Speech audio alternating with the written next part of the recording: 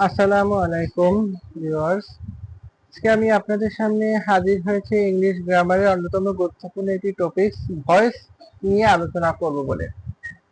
তো ভয়েস গুরুত্বপূর্ণ একটা টপিক, এটি প্রায় ক্লাস 6-7 থেকে শুরু করে প্রায় সব ক্লাস, সব ইন্টারভিউ পরীক্ষায় কম বেশি এটা থেকে পরীক্ষায় আসে। তো আমরা জানি ভয়েস হচ্ছে দুই প্রকার, একটা হচ্ছে অ্যাক্টিভ ভয়েস এবং আরেকটা হচ্ছে প্যাসিভ ভয়েস। আমাদের সাধারণত অ্যাক্টিভ থেকে প্যাসিভ ভয়েসই করতে দেয়, এটা ভার্সিটি এডমিশনেও আসে। তো ভার্সিটি এডমিশনের গুলো বা চাকরির পরীক্ষাগুলো একটু ব্যতিক্রম হয়, বিভিন্ন ধরনের অ্যাডভান্স রুলস আছে, সেই রুলস গুলো ফলো করতে হয়। তো সেই অ্যাডভান্স রুল এবং প্রচলিত কিছু রুলস নিয়ে আজকে আলোচনা করব।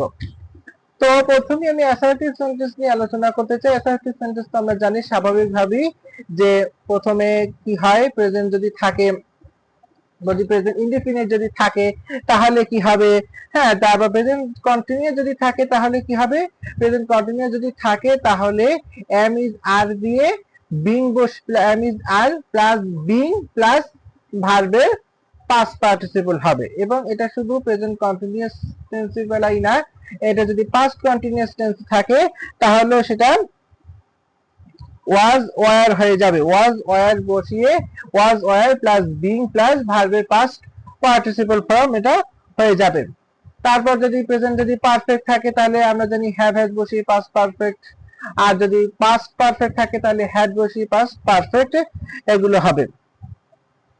আর যদি মডেল মডেল যদি মডেল যদি ভার্ব আসে মে, মাইট, ক্যান, কুড, শেয়াল, শুড এগুলো যদি থাকে তাহলে এগুলোর পরে একটা হ্যাভ বসে, যেমন might have, would have, could have এগুলো বসবে। এগুলোর পরে এরকম বসিয়ে আমরা করব। তারপরে আসলে আমরা ইন্টারোগেটিভ সেন্টেন্স নিয়ে আমরা আলোচনা করব।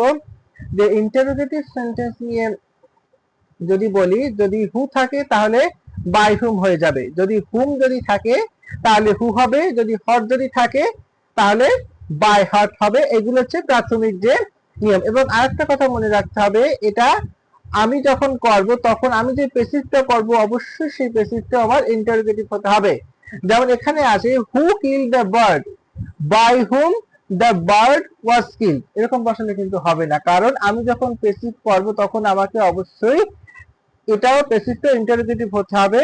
তো আমাকে লিখতে হবে by whom was the bird killed, by whom was the bird killed, মানে আমার অক্সিলারি ভার্বটা আগে নিয়ে আসতে হবে, যেটা আমরা ইন্টারোগেটিভ সেন্টেন্সে সাধারণত যেটা করি ট্রান্সফরমেশন সেন্টেন্স মানে যখন করেছি তখন যেটা আমরা করেছি তখন এটা হবে। তো ইন্টারোগেটিভ সেন্টেন্সে মোটামুটি এইটাই নিয়ম। এরপর আসে ইম্পারেটিভ সেন্টেন্স। ইম্পারেটিভ সেন্টেন্সের প্রথমে যদি বলি, যদি ভার্ব দিয়ে যদি শুরু হয় তখন লেট আনতে হবে, তখন